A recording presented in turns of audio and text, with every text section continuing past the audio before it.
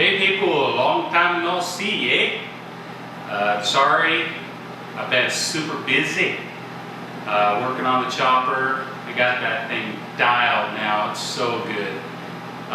Anyway, let's get back on this KDX project. The next step is going to be to take these forks apart and we're going to revalve them. We're going to put Racetech goldvalves in them.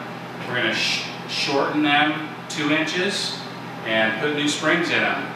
But before I do that, you can see all these stickers on there.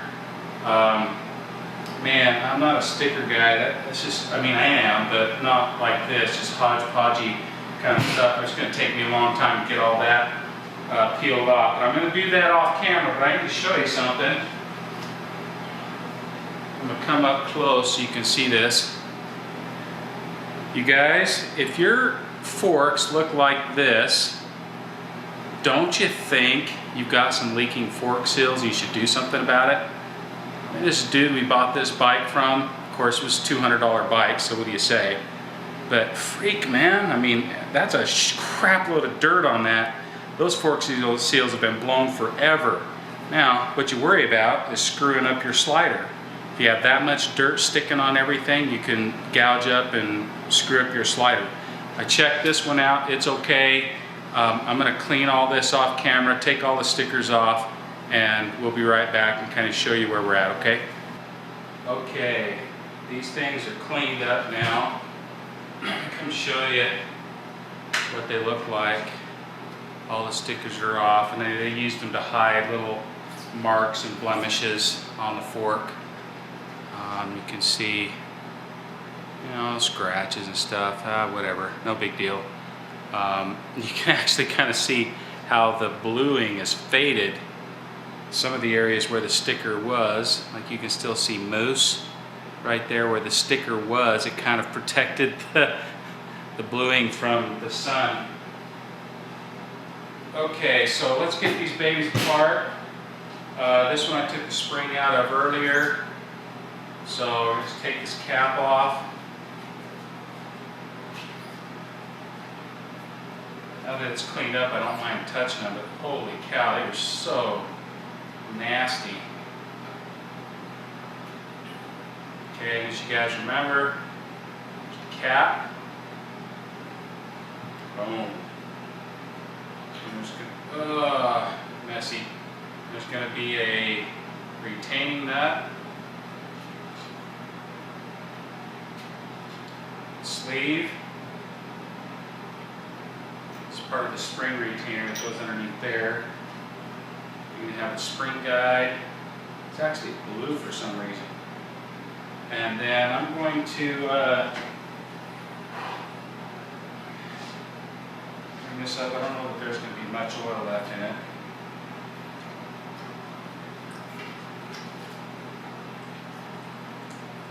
There was a little bit. It might have just been, you know, dump more oil in it as they could to try to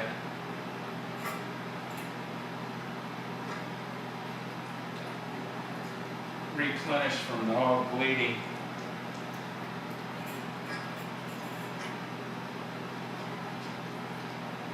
Da-da-da.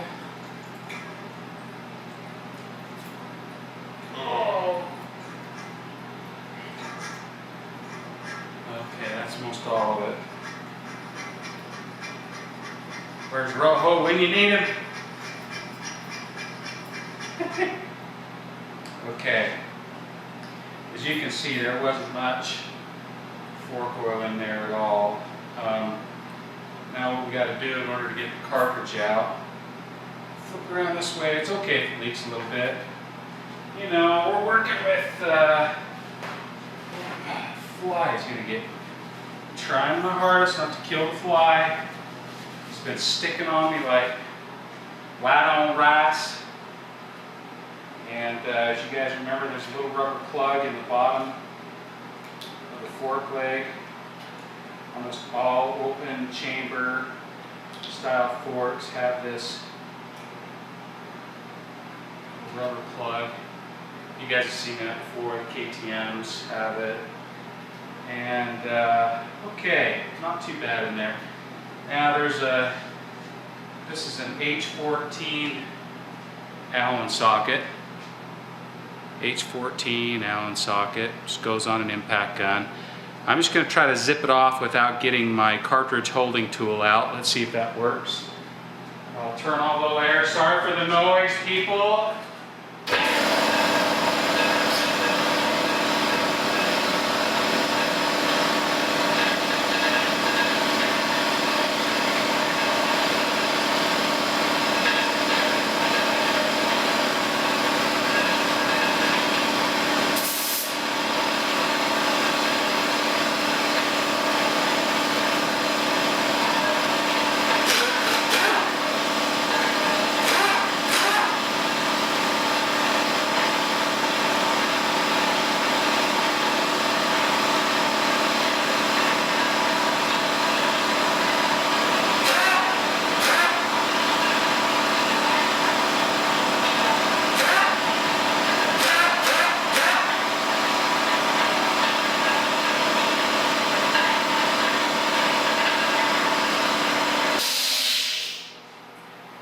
Okay, we've got enough air to do that. Let's see which one of these holding tools. That one doesn't fit.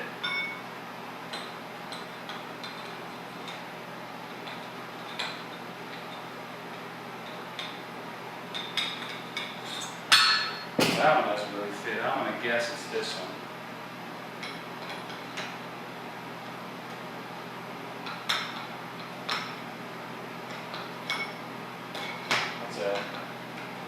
There we go. That's a dual. Hopefully this little screwdriver will hold it.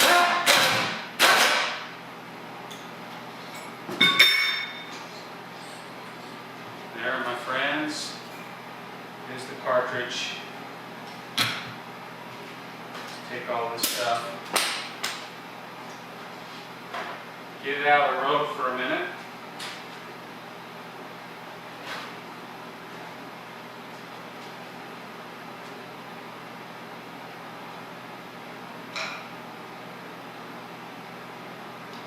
Now the base valve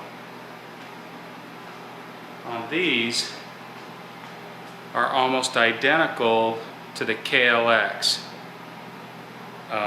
Really, they're not valvable.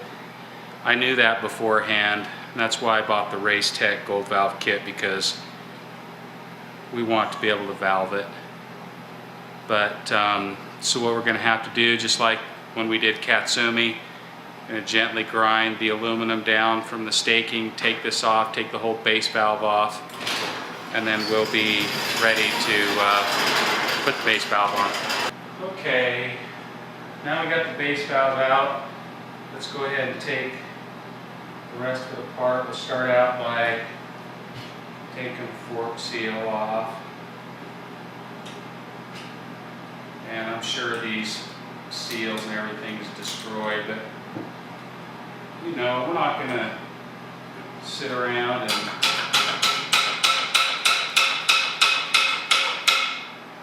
whew, they're stuck in there.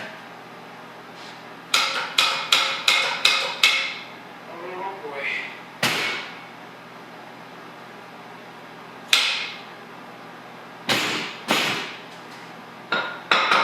It's coming halfway out. Ah, there we go.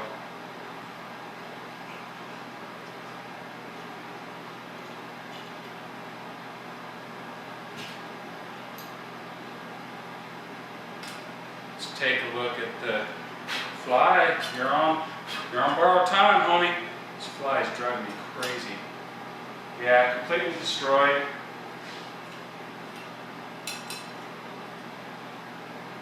Destroyed. Flat washer, not destroyed.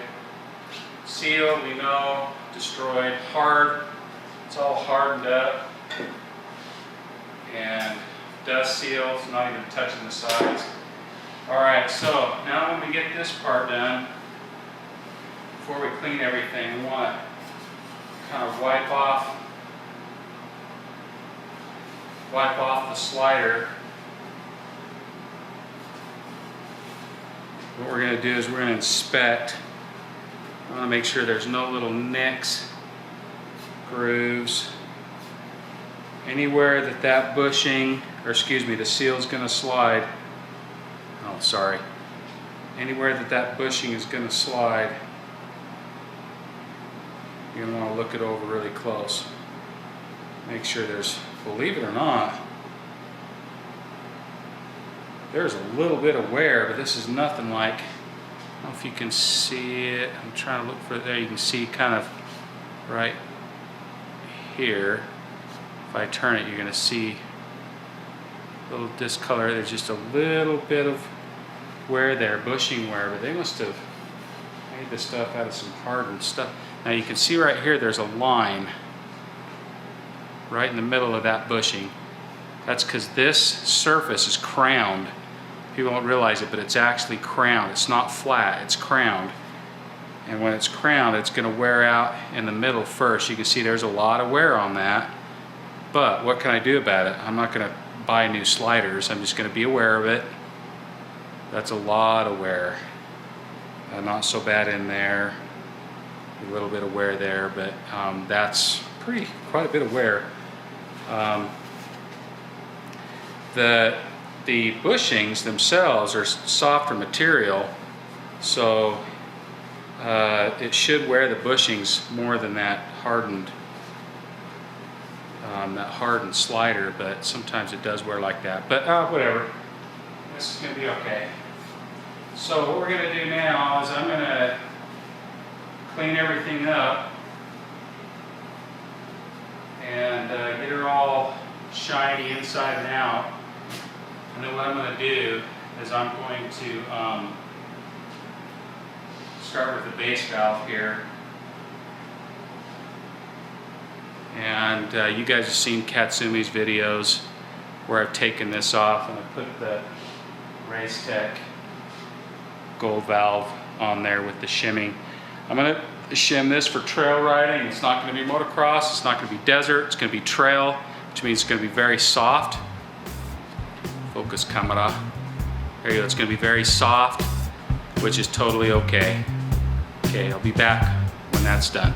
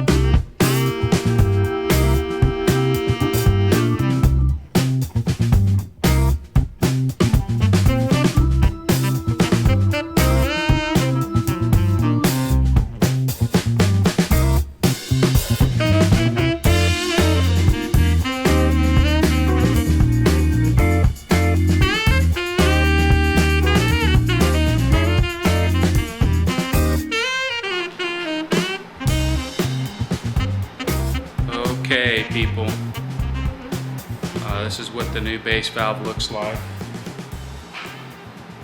Here's the old one. It doesn't have much to be desired there. I would never run it, but here's the gold valve. I still need to put the O-ring on. Remember, this top little shim's supposed to float, it's supposed to be able to lift up. It goes around a post that's on this nut. Double check your valving, make sure that you put the right shims in the right order, starting with low speed compression, narrowing down to high-speed compression as you get to the bottom of the valve there. And so now basically that's all back together, I'll put the O-ring on, and then I'm going to start assembling. Okay people, hey, we've got these first fork leg apart, changed shirts here, so I look a little different, that's why. And by the way, I found a really cool station on Spotify, Science or something. It's pretty cool, it's got some good jams on there. Anyway, I want to show you kind of where we're at here. So let me get front here so we get the camera to focus. This is the open chamber cartridge. This is where, if you guys remember from watching the lowering videos, how we're going to lower this bike. This is the bottom that goes in the bottom of the fork leg. The base valve screws into that. You guys remember that? And so there's this part right here. It's called a seal retainer. I don't know why. I don't understand why that's called that. Some of them come apart. This one does, but it's a royal pain in the butt to do, and to not mess up your suspension is pretty tough. So there's another way you can get. What you have to do is you got to get this rod out of this so you can get the lowering spacer on there. And so I don't want to mess with that. So the other thing you can do is you can take this bushing head and it threads into this aluminum tube. It's kind of hard to do, but basically what you can do is, you can see my marks a little bit. You can use a vise. Now my vise has rounded things you can put it in so that it doesn't make marks and stuff too heavy in it. And you kind of clamp down on it, and then I had my son, we put a screwdriver through here and I had him hold it, so that kept it from turning. And then I used my cartridge holding tool on this side, which happens to have holes in it that you can run a screwdriver through. And then what I did is I just used my benzomatic MAP gas to heat up this section right here, just where that bushing head goes into. So I just heat up right around here only, heat it up good and warm, and then you got to be kind of quick. You just and break it loose, and then you just thread it out. Once that's off, then you can kind of pull. This is the bushing, by the way, that's replaceable. It slides up inside.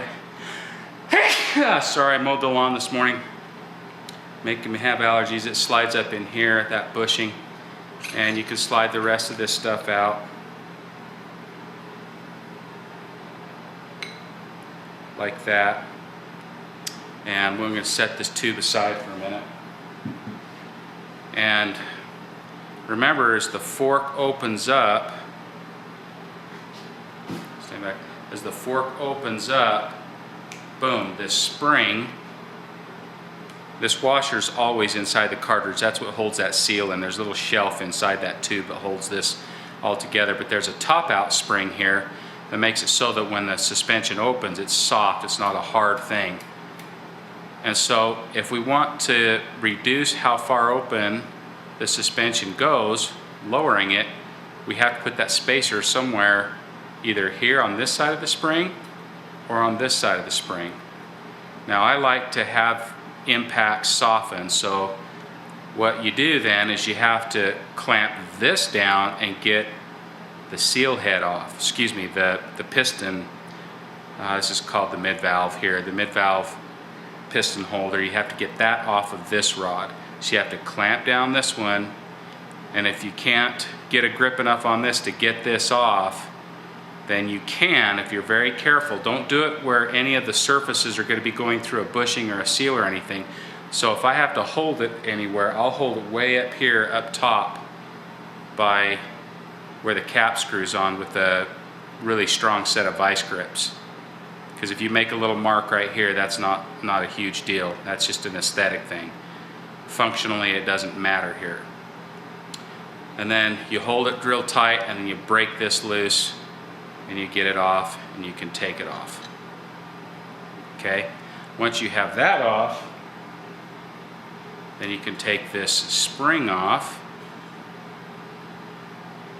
and then you have this bushing head, and if you feel like it, you can replace that little bushing. Just a matter of sliding a new one on. I've checked them. It's actually, for as old as this bike is, that thing is still really tight, really snug, so I'm going to leave it.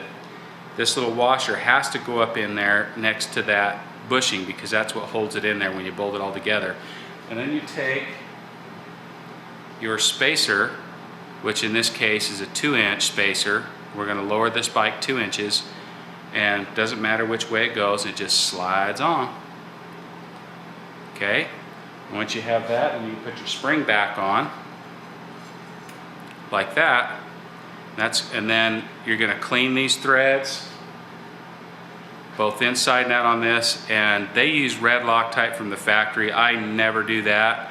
I always use the blue medium strength Loctite. I've never had one come apart, but if you have to take it apart for any reason, oh boy, it's so much easier. So I'm going to clean those threads off and then put this back together, and then we'll put blue Loctite on these threads and we'll thread it back into the tube, cartridge tube, and then the cartridge will be back together now that we have the lowering spacer in the cartridge. And of course you can't tell now, but it's shortened by 2 inches. It's all back together now. So let's go ahead and do that. You guys have seen hundreds of videos of that. I'm not going to bore you with the details. I'm going to reassemble. Puts 130 millimeters down from the inner fork tube is the amount of fork oil. I'm using 5-weight Maxima, and I'll get it all back together with new seals and everything, and then let's show you the difference, okay?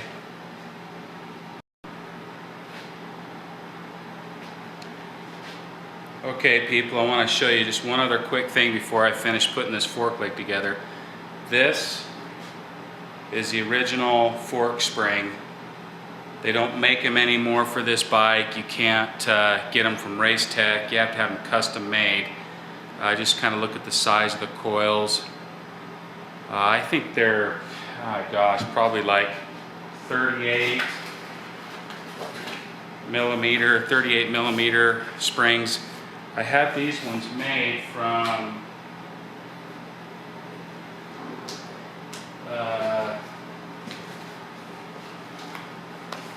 sorry, my mind. Let's get the packing slip out. Somebody commented, I can't remember who it was, on the previous videos, knew the place. But if you measure your old springs, yeah, that's who it was. Canon Racecraft. You see that? Canon Racecraft. Let's see, what's her phone number? Area code 405-524-7223 is her number. You can have them make any spring. Take the old one out. They made me some new ones. And they're 2 inches shorter than the original springs. And they also are more stiff. It's supposed to be 46s. I could have gone up to 50s since I've lowered the bike 2 inches. But let's take a look at the difference in the springs. The coils are definitely thicker on the one on the left of the screen there compared to the right. Now I'm going to get the bottoms lined up here closely, and you can see the top. You see how it's shorter. Well, of course, we did that on purpose. The old springs are going to get thrown away. They're way too soft. The new ones are 0.46s. Great for trail riding. It's going to be very soft. But, you know, the idea is that this is going to be a trail bike. We're not going out on tracks anymore, so I want it to be easy to ride, able to be soft when you're going slow. So I'm going to slide this baby. Well, I'll just have you watch me for a second. If we can do it all with you watching. It's got oil in it. 130 millimeters from the top measured with the no oil between the inner and the outer tubes. This is always the fun part, is trying to get this part up and holding it. While you drop a new spring in. They've kind of ground a 46 in the end of this, so I'm going to put that up so you can see it. Got lucky on that one. Then the cap with the spring retainer.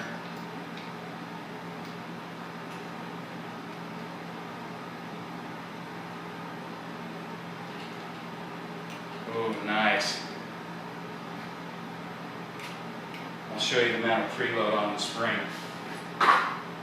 I'm holding the whole weight of the fork from the top of the cap. There's just a little bit of preload.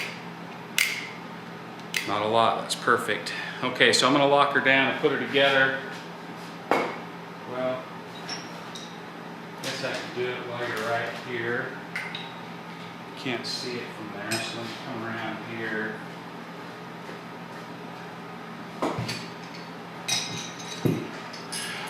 No, it's not close up.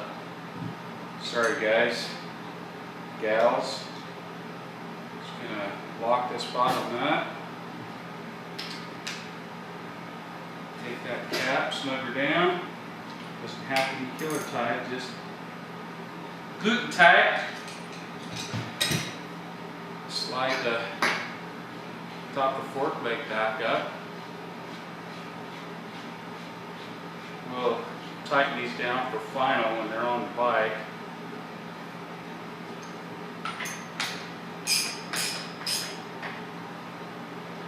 Okay. That's good. And because I'm such a klutz, put the lid back on that before I knock it over. Feels good. Okay, so let's just get a dander here, kind of look at what these look like. We back you up just a little bit. Be patient with me, folks, sorry.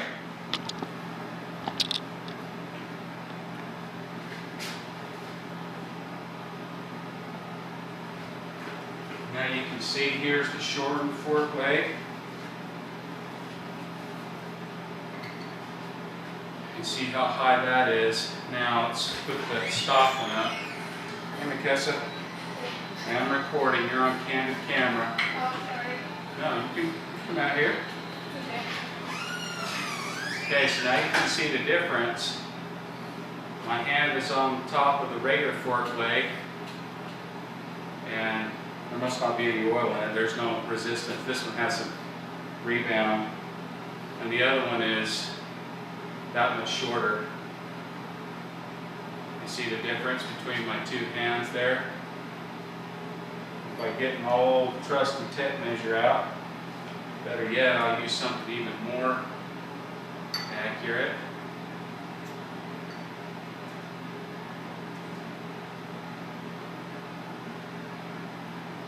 .50 millimeters. Pretty dang close. 2.54 inches. Yeah, that's right on the money. So there we go. We got one fork leg completely done. No more leaky.